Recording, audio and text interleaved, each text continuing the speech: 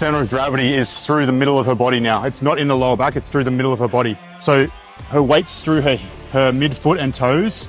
Her heels are still pressed, but her weight is through the midfoot, and that's where the dumbbell is pushed back to, and that's in line with the middle of her back and the middle of her knees as well, her legs. Yeah. And so what she's doing is then sending her shoulders and head forwards, keeping the hips as close to that midline as possible, and getting as much hip flexion as possible to create the most stretch in the glutes and hamstrings. No extra tension. Yeah. So what you want to do is start and finish here, okay?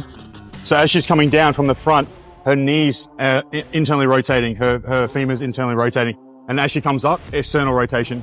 And what that's doing is creating as much stretch through the glutes as possible. If your knees flare out, you don't get much stretch through the glutes. You get more if you internally rotate the femurs, create more distance for the glutes to track. And then as you're coming up, you slightly externally rotate and shorten the glutes as much as you can.